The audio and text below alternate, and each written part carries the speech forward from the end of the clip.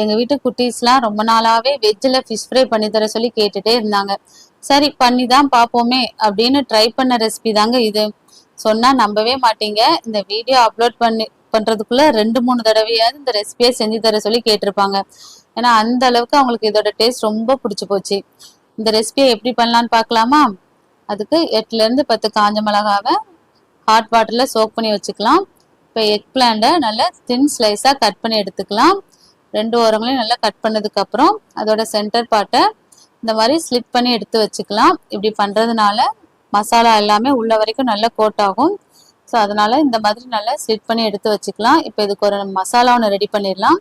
அதுக்கு சோக் பண்ணி வச்சுருக்கிற காஞ்ச மிளகா, 15 பல் பூண்டு, தேவையான அளவு உப்பு, 2 ஸ்பூன் ஆயில் சேர்த்து நல்லா ஸ்மூத் பேஸ்ட்டாக பிளெண்ட் பண்ணி எடுத்துக்கலாம். இப்போ அரைச்ச பேஸ்ட்டை எக் பிளான்ட்டில் 2 பக்கமும் ஈவனாக ஸ்ப்ரெட் ஆகிற மாதிரி நல்லா தடவி விட்டுக்கலாம். இப்போ நம்ம ஆல்ரெடி ஸ்ப்ளிட் பண்ணி வச்சுருக்கிறதுனால மசாலா எல்லாமே உள்ள வரைக்கும் நல்லாவே இறங்கும். ஸோ 2 பக்கமும் நல்லா தடவி எடுத்ததுக்கப்புறம் இதை நம்ம ஷாலோ ஃப்ரை தான் பண்ண போகிறோம். அதுக்கு ஒரு பேனில் 2 டேபிள் ஸ்பூன் ஆயில் சேர்த்துக்கலாம்.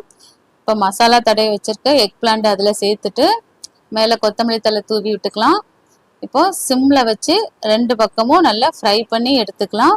இப்போ ஒரு பக்கம் ஃப்ரை ஆகிடுச்சு. இப்போ இன்னொரு பக்கமும் திருப்பி போட்டு அதுலேயும் நம்ம கொத்தமல்லி தழை தூவிக்கலாம். இப்போ பொறுமையாக சிம்மில் வச்சு 2 பக்கமும் ஃப்ரை பண்ணி எடுத்தோன்னா நம்மளுடைய வெஜ் ஃபிஷ் ஃப்ரை ரெடி.